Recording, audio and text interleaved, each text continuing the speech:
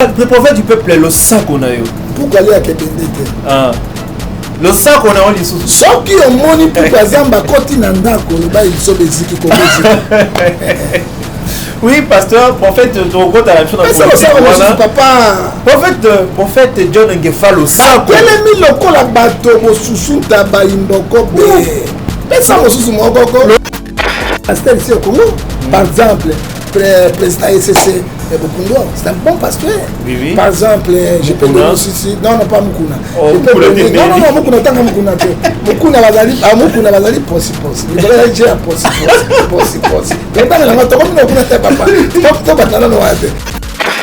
État de siège chaque jour. Ça, c'est possible. Ils positif.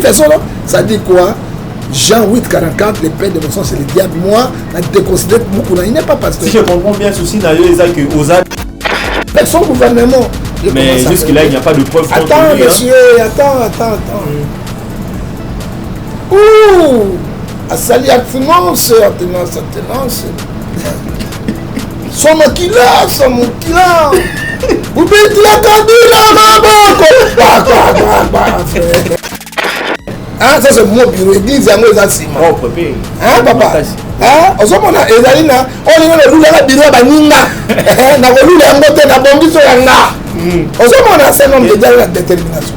Au lieu, à la réconciliation, attends, il va le couper, ban na Mike. Na moi c'est bazala bien, accueil commission. Mon toit dit, moi si on a péniel, il faut aller pas papa. Yo mona mon toit, ata bozo bango sur la fin de mais après tout je conseille à madame Mouter parce que Bible zone sabiso bima na kati ya batu ya mabe. OK. Ozomona péniel na conseil bien. Ça qui péniel na conseil bien jamais de laisser. À vendre dans la centre il y a Galates 5 verset 19. OK. Mais bela bandumba wana. Ba fandi parce que moi si on soit balita ben na ndumba. Hein? Et puis nous sommes dans les pétages, venez manger, boire. Est-ce qu'un homme de Dieu? Papa, quand c'est gâté, papa, n'a pas de Bible, la Bible, est-ce que motoko la démiles? Papa, baluta ko yamba, je ne crois pas. Est-ce que motoko la démiles? Hein? Même le cardinal ko yamba, je ne crois pas. Motoko la démiles lelo. Est-ce que papa quel est la ko yamba? Je ne crois pas.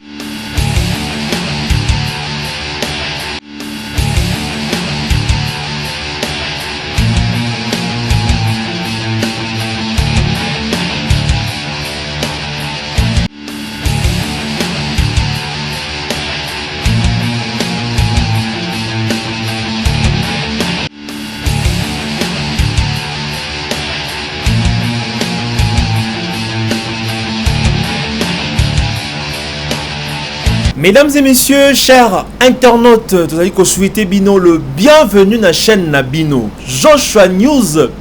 Mesdames et messieurs, nous vous promettons que nous décevons à Binoté. Nous allons toujours pour nous Bino plaisir, pour nous répondre à attente Nabino Nyonso, Bino Bolela, Bolela chaîne Nabino Makasi. Moi c'est votre humble serviteur Jigel Kabemba et derrière la caméra c'est Lotus Design. Mesdames et messieurs, aujourd'hui, nous avons reçu pour vous un grand homme de Dieu. Lui, c'est le prophète du peuple, John Ngefa. Avec lui, nous allons parler de l'actualité en général.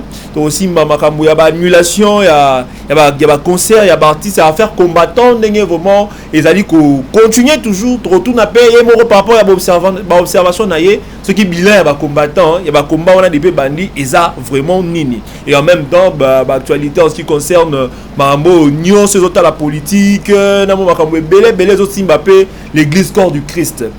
Mesdames et messieurs, et ça, c'est important de continuer à Koloba et Belé.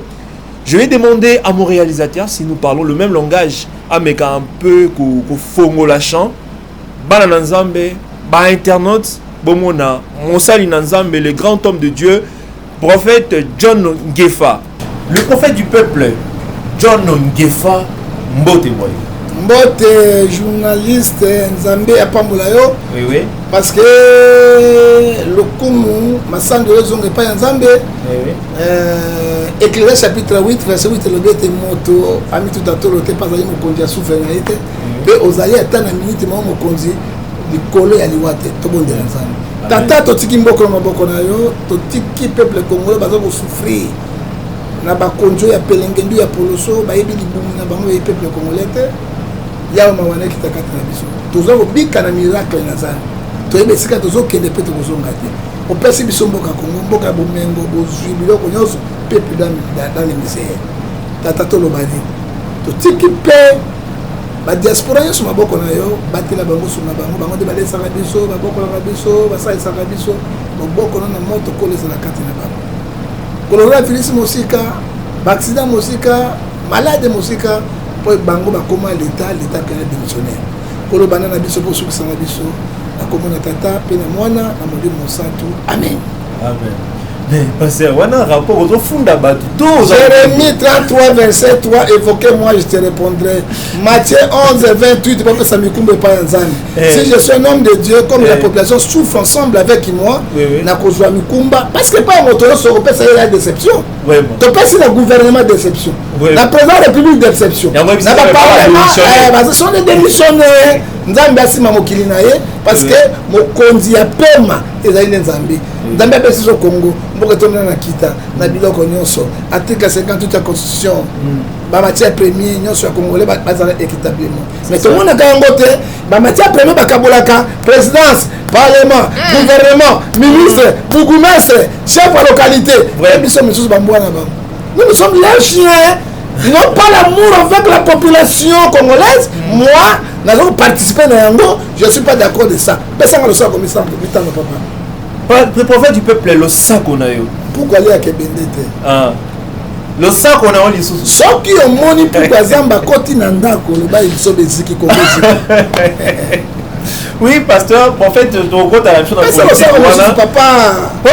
prophète John Ngefalo, ça. Quel est mis le col à bateau, au sous tabac, imboko, pesa mosusu moko losako lisusu bakatisaka ebale na posa ya mboka te bokozinda pesa losako lisusu bakotelengana lokola kaina me bapesa ebale na posa nguba bakopololo pesa ya suka losako ilo nde mokonzi chokolilo makambo ali chokolilo yamona makambo te siko bataki kongo mpo ya chokolilo bapaster oyo bataki kongo na mbongo no mais jida atakaki yesu nani na chokolilo heureusement taki kongo pasteur ma question nanga liboso ezali ya koyeba pasteur le prophète Ngefa quand tu observes aujourd'hui l'église corps du Christ awa na Congo est-ce que tu es fier babenga yo prophète na kati ya nation lokola Congo ya Congo vu ba dérive oyo bela ba pasteur basali ko sala yo ezo sala on est-ce que ça va fier vraiment ko benga ma pasteur na kati ya Congo et pour le moment oui pasteur prophète apôtre évangéliste docteur et comme combo yokola ya bombe kombi ya son mais sincèrement nous avons failli dans notre émission parce que moyaka moko a fixé ba kanyos il y a des très bons pasteurs ici au Congo par exemple président ECC Bokundo, c'est un bon pasteur. Oui, oui. Par exemple, je peux donner aussi. Non, non, pas Mukuna. Je peux donner. Non, non, Mukuna, tant que Mukuna. Mukuna Bazali, possible. Nicolas Adjé a possible. Tu entends la moto, comme Mukuna, t'es papa. Tu vas pas dans la noix. Mais quoi, la cité, c'est un bon pasteur. Ok. Roger Baka. Non, non. Le col papa Kelani Pata, c'est un papa Baroud, c'est un bon pasteur. Tous en Angola, il y a ce sont des bons pasteurs. Baba Kawana, Baba Kabaza, moi Sima, mais ce sont des bons pasteurs. Les bons pasteurs aussi. Nous sommes à Tikali, on a Moussoukou, et Zama Wamingi, parce que tout le combat bien. Quand je prends la parole de Dieu, notre mission, ce n'est pas pour faire la publicité, les porte-parole des musiciens. Nous sommes les porte-parole du Seigneur Jésus-Christ. Nous sommes les ambassadeurs du Christ. Jean 13, verset 43, ils aiment la gloire. Jean 12, verset 43, ils aiment la gloire du monde que la gloire de Dieu.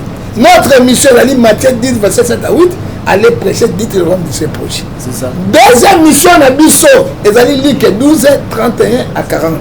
Cherchez premièrement le royaume de Dieu, tout ça viendra après. Troisième mission, la Bisso, de préparer maintenant l'enlèvement de l'église. C'est ça. La sanctification, la crainte de Dieu, la obéissance, la purification. Mais où les autres côtés frère? À cause de biloko ya mokili, na posa ya mbongo, 1 Timothée chapitre 7 verset 10. ça publicité ya soit des autres baki bon ba tu Satan ba binza mbete ba pas na biso biso ke pas na bango. Maintenant qu'est-ce qu'on pourrait dire? On a joué dans notre émission, nous devons demander pardon à la nation congolaise parce que nous sommes ma bêté. Maintenant comment va passer nous autres les kalelo ils allaient catastrophe spirituelle. Les alliés catastrophe spirituelle lobby yemoko prophète John Ngefa. Oui, na moni to otangi ba kombo ba pasteur ebele quand otangi pasteur Mukuna na moni ozaki un peu réticent que vos relations avec le pasteur Mukuna est comme fragilisé ou bien il y a quelque chose que tu es en train de lui reprocher? Non, Mukuna a un tribalisme makasi. Tribalisme ni sous ndenge ni. To so mo nango tribalisme makasi. Mukuna hier, il fit pas perdre la makila. Mais non, c'était Kabila.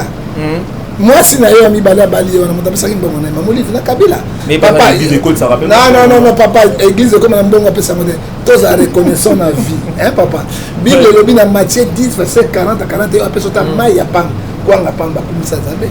Les langues ont changé parce que Etini Moko et du pouvoir à l'Andi Etini Wana. Mais pour cher Bazar Moluba, il n'est pas dans les Makamona Bango. Balou Babele Bazar, l'autre pas à côté à Kabila, Bazar fidèle naïe, Bazar reconnaissant. Ça dit quoi? Au Congo, il n'y a pas les politiciens. C'est que les politiciens au Congo sont des vagabondages politiques. Il y a un Bazar Koufa. De là, il faut de la stricte logique. Autre que la position d'ailleurs, l'église est différente. Tout le monde est position à mon kuna, na makambo non sur ça là. Hein, ça dit quoi? À quel côté wana? Là, sur le baquet bien présent Tshisekedi. Les amis positifs. Est-ce que mon kuna zo résonner mon tour? Est-ce que c'est là non papa positif à bilan président Tshisekedi? Il y a positif naïe. Bana bazotanga grève totale. 3 milliards 500 000 ba pesa ki UNESCO. Pour ya enseignement gratuit et qui wapi? De leur grève.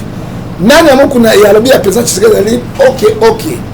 Comment fait-il possible monsieur, il n'y a pas de courant au Congo? Il n'y a pas de l'eau. Bilan positif yangoana. Bilan positif, salaire de foot à magaté. Bilan en démocratie, c'est tout à fait normal. Non, lui il est homme de Dieu, il faut la vérité. Barwanda bakoti na kati ya Congo le côté ya Beni.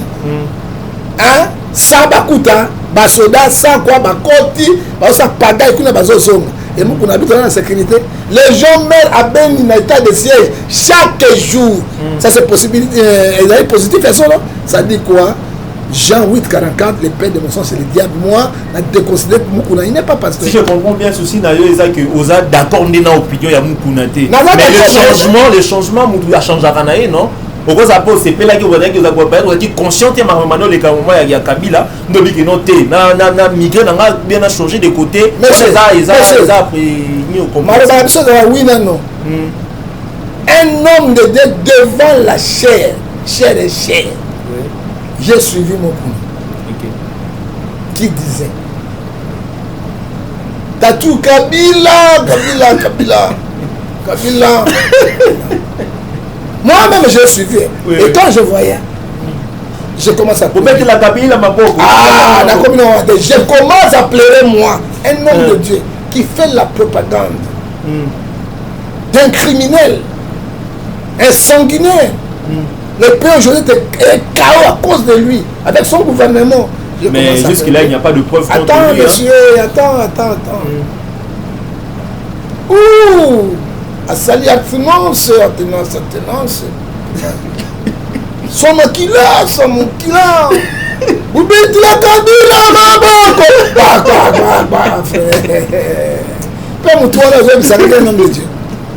frère, moi je préfère avoir 3 personnes avec la crainte de Dieu qui avoir 10 000 personnes. Donc on a livré nous. On dit qu'il y a 3 personnes. Et c'est ça la Bible dit, Malachie chapitre 2 verset 18, vous verrez la différence. Ce qui sert Dieu et ce qui ne sert pas. C'est pitié et déplorable. C'est pitoyable et déplorable. Voilà. Prophète John Ngefa, je profite de l'occasion pour nous repérer ça. Mbote nangai na Papa Dodo depuis Dallas. Donc on pense on a été Maman Rocky na Dallas. Et bon moi yemoko Maman Bibiche depuis Calgary na Alberta na Canada. Donc on pense on a été Jenny Ngoy Lotus Design ya Paulin Kondae. Bon moi yemoko ya Nanette Lutumba motema ya DG Bob moi qui balobi devait le télé zongi masolonde elengi ya elengi. Oui, tu as prophète John Ngefa. vous êtes toujours dans le sujet concerné Salina Nzambe, l'église corps du Christ. Aujourd'hui, nous voyons le pasteur Denis Lessi. Le pasteur Denis Lessi, ces derniers temps, n'a Péniel. Moi, j'aimerais juste vous poser la question. Votre critique, c'est que vous allez dire et toucher la personne du pasteur Denis Lessi, parce que ça a combat sur Bandaki. Mais toucher plus Oyo, Mahamozo Salama, par le pasteur Denis Lessi. Nous avons remarqué que non, la sœur Péniel, Azoloba que non, ceux qui besoin de quelque chose, il faut qu'on les canne pasteur et pas pasteur Denis Lessi. En tant que serviteur de Dieu, est-ce que le rôle au Basali qu'on attribué pas à Péniel, est-ce que ça rôle Basali qu'on a vraiment en tant que serviteur de Dieu? Messieurs, ils allaient déterminer 28 verset 28. Quand tu n'obéis pas à la volonté de Dieu, Dieu va vous envoyer l'esprit d'égarement que personne ne peut te sauver. Vous voulez dire que Denis Lessi est égaré? Il est égaré. Comment un homme de Dieu qui fait la publicité de Makamoya Nyomititi qui fait la publicité de Makamoya Nini Njobi Yamakembese. Comment mieux Njobi Makembese? Je comprends absolument. Njobi est Fumangani est ah, petit à moi, mandé fois pas matika la gâte de la bana ala ndeke petit mandé fois pas ma bata pour la gâte gas moi il y a d'autres choses baebi njobi baebi makiki baebi nyomititi on se comprend comment gros ça là où il y a sa publicité Jésus cherchez vraiment le rôle de Dieu Alex Abadina Jean 10 verset 7 il prend une femme est divorcée. Ok. Il y a mon ingane pasteur. Abani ko tambola na ye ko pesa une commission. Moi je ne suis pas contre Denis Lessi. Na malo ba tinda akanga motema. Je suis reconnaissant non akosala na le côté. Na lobi boyo ba akosala. Na lobi warrier na ye na ndenge na ye. Ozomona? Alo ngala makambo ya otobengi posi. Makamasi et ça bien reçu ni posi. Alors je suis reconnaissant envers lui. C'est une élection très vite. Il est l'élection. Oui, tu vas le confesser. Non, il n'est pas mon père spirituel. Il n'est pas mon père spirituel. C'est un père spirituel mais dans l'arche de Noé. Dans l'arche de Noé, tu as un visionnaire dans AJV. Ah, au côté, ah, au bureau nanga. OK. Ah, ça c'est mon bureau. Église yango eza sima. Propre pays. Ah, papa. Ah, ozomona ezali na olinga le lula la bureau baninga. Na ko lula yango te na bongiso yanga. Ozomona c'est un homme de la détermination. OK. Au lieu à la réconciliation, attends, ba le kufi bana ya Mike. Na moi c'est bazala bien accueil commission. Moto alingi moi si wana Péniel il faut aller pas na papa yo mona moto za ata bozo bango ya biso basanga za pas jusque là. Est-ce que ça fait partie aussi des choses qui fragiliser relation na Mike Kalambai? Non mais fragiliser moi qui amène ko ennemi na église pas moni ne soit ennemi na abigi abenga Mike mais Mike ya abingi deux fois Mike. Si la ba Mike ya Mike pona nini moto déjà le tobola Mike. Alors tobola il comment on a divorcé déjà sans toboler souvenir. Papa ngefa appuya keloko ya malamu eloko ya mabete ezali objectif nanga so osala eloko ya malamu na koloba eloko ya malamu no eloko ya mabe papa ako kosala eloko wana te biso na bato ya nzambe il faut tozala modèle to imiter Christ mais tosala tolongwa na kati ya mokili ye denene soki mama tina baboyana garçon moko to papa moko azwi mwasi ne abandi koloba akosepela akosepela te eloko olingi osala moninga te kosala mpe yo te kosala mpe moninga te nous sommes au Congo toya bana mboka nous sommes les Congolais ozozokisa moninga mpo na nini ata bakaboni bana bazali ya kosala commission oyebana bisa yo omoni commission ata moto kolingi osomba mokolo moto angasomba bi omeka no omeka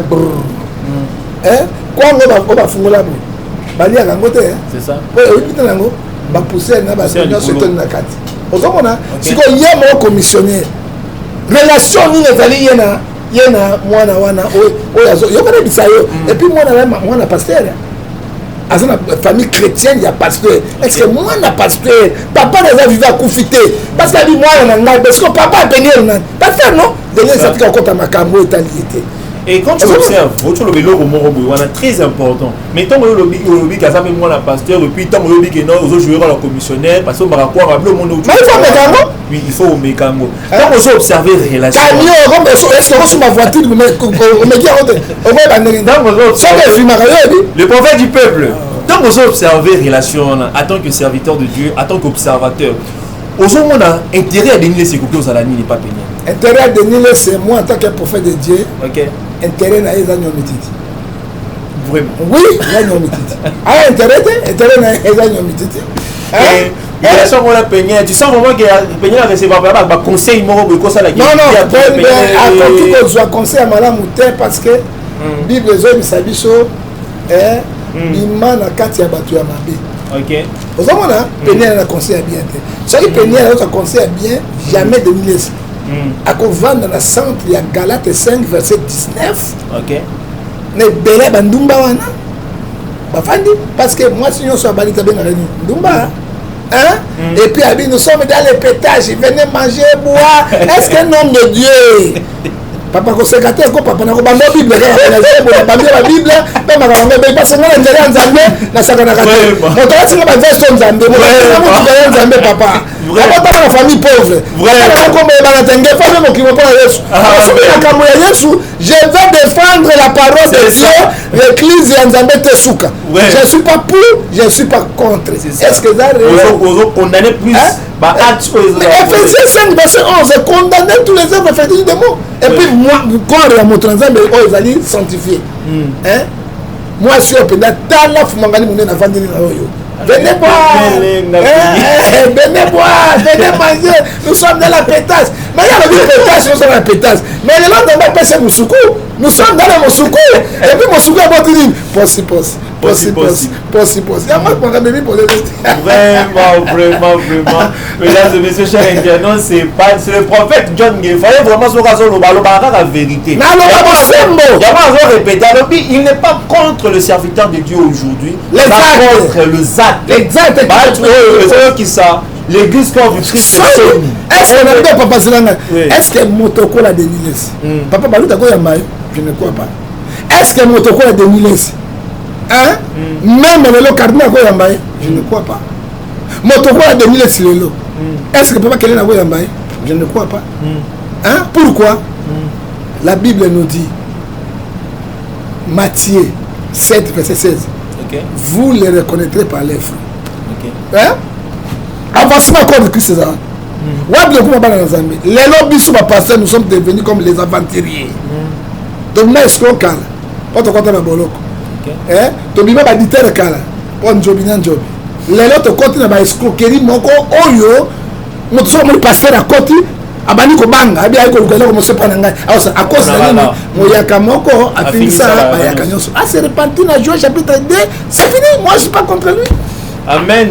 Pasteur, prophète John Gefalobi, on s'est repenti, pasteur Denis Lessi, à l'objet à contre Yoté, à respecter Rayo, mais la priorité. Oui. Il a pas passé ma conseil, il y a qui père spirituel. Non, il n'est pas mon père spirituel. Qu'est-ce que c'est père spirituel? Au y a l'église, au bêtine monde, au chanter, à Koulisio, hein papa? Aux autres salles de l'église Wana, Azu Abimisio, pasteur. Vous avez vu directeur en sécurité. Mais effectivement, moi je suis naïe. Et puis, RC porte-parole. Aux autres moments, c'est y. Et puis, pas toi, pour s'en aller, c'est un chef spirituel. Alors, même niveau que Dodo Kamba, même niveau que cardinal, même niveau que chef spirituel Kimbariste, il y a un monde. Mais les lots, ami Bélusi et Moko, n'a pas croyé le local chef spirituel. Azali chef à confession religieuse. Mais dans la confession religieuse, on a Azali Nakati. Non, que Azali Moya Naye, c'est 19 H de Noé Zanakati. Ah, dans votre personnage juridique, non. Donc toute une image est tombée dans la non, c'est tombé à cause d'Abiloko. Mais il est toujours chef spirituel. Parce qu'il y a le moins noté. Elle a Luca, un protocole d'État. Tu as 9 régions confession. Religieux reconnu et comme 8. Il y a plus bâti, il y a comme quoi 9e. il y a des futilité ils ont même appelé na poloso na isolo et même était na fondondo j'ai dit mais bon chaos total on fait John Gefa le sac ah mo kilamba ntabate mo kilamba ntabate le sac on lisusu mo kilamba mapumba tabate beti ngao ezongi vraiment parce que prophète John Gefa le sac mo kolon taba akolata kaleso ah alata kaleso amona tabata kaleso pas bololé mo kolata kaleso akomi mayele vraiment oui pasteur John Gefa pour toucher les sous moi point ya arrestation à Peñel tant que Peñel bakanga qui tout la libre vidéo acte de vandalisme violence tout ça ba bloc abana ko sala wana est-ce que par rapport à la vidéo on tout landaki est-ce qu'on peut dire que to kopesa le prophète pasteur Mike Kalamba raison afin de ayembi boy mbwa alakisi bizaleli na ye moto aliboma ata batraité etu abika limasi ezangaka te omasi kovanika bien boso akomaka bon te naza bien azongisu makambo oyo longa bapeni Proverbe 14 verset 1 une femme sage bâtit sa maison une femme censée se dissoudre propre main ceux qui interpellé to reprocher na quelque chose moto na Saint-Esprit o azali ko se respecter akokenda koyoka eloko ni baza koreproche ye parce que tona démocratie tona liberté d'expression na makambo nyonso yo kaka obandi kobamba babanda ça dit quoi ozo konaka ete motu oyo aza na égarement papa omoni misala oyo tomonaka yango ebimisaka pole na biso na bato et puis azalaki mwasi ya ex pasteur et puis azali papa na ye azali pasteur akoki kocomporte batelle chose te lelo balibelaki ye mpe akendeki ou elema abomi moto te azali na mboka na ye magi azali américain mais azali na mboka na ye abomi moto te pourquoi de telle réaction est-ce que tokolobaki no baréaction nde banda okomisa pasteur Mike Kalamba na suka epepeseka nde banda kobetela yango baréaction yango bino otala oyebi bakataka likambo na monoko ya motu moko te ntango makambo ya ndeko Peñel ebimaki Mike Kalamba akosulaki te na ana i te parce qu'il savait vérité nyonso ta bakundi ekobima lelo moni réaction soki azosala réaction na basoda boye banda me na ndako na ezali ndenge yango na Mike bandi kobeta ye biponda aokoma na suka nde bandi kobeta biponda bandi kozwa ye tozozoli Mike mabe akenini mwa moto azali na bizaleli na ye oyebi Somme chapitre 1 verset 1 adi alobi mawa mingi na bato oyo bazotambola na bato mabe oyo bazoyoka toli ya mabe bato wana bakobomwama te bakolonga nzela na libebi mpe misala oyo bapolele Somme chapitre 1 verset 4 tala batel acte ya ndenge wana epuis lelo kamera eza partout basatelite eza kozwa yango eza kopesa toujours image ya bacongolais ayo na mwasi ayebani soko omoni na mwana mwasi abomi libala avandi mpe na kati na baécran azosala ona ezali nini film ya pornographie abimi pene yango tala mipende apende mibale alati bikini ya madusu alati sikoyo nini ya noir azosala publicité basala publicité ya njobi papa njobi makembese basala publicité na yango ememe moto ya boye papa yokala bisa biblia ngai eloko nzambe apesi ngai bien koyeba mokanda na nzambe naremesaka nzambe mingi ezali don nzambe apesa ngai biblia ebisi biso na de motema basima pesa eloko ozwelo Serge Mapiatra na kati ya France les beaux gosses kolo apambola yo soko lingo ozwa ngai po tosala intervention toloba na 0043 89 610 49 41 whatsapp ozwa ngai sunga oyo yanga ya suka pour la privé 099 99 42 937 le manga suka to boy mayele oyo to bengi ya posi pour pétage pétage et boti posi et du mosuku Zamba Pambola Bino les grands cuisiniers Izobeta Bolandi le prophète John Gefa Lobby, naza nanga contre John Nani, Denis les cités, naza contre Yete, mais naza contre le système. Bible Lobby na Jean 8, 32, vous connaîtrez la vérité et la vérité vous affranchira. Donc il y a ça pour non, peuple de Dieu et connaître la vérité, de sorte que le peuple de Dieu est azala affranchi. C'est ça le combat du prophète John Gefa. C'était bien votre humble serviteur Jigel Kabemba, et derrière la caméra c'était Lotus Design. Donc c'est nous continuer toujours à s'abonner à la chaîne Nabino Joshua News TV. Mesdames et messieurs, merci de vous avoir été nombreux pour nous Rolanda Bisso. Donc, pour la prochaine occasion.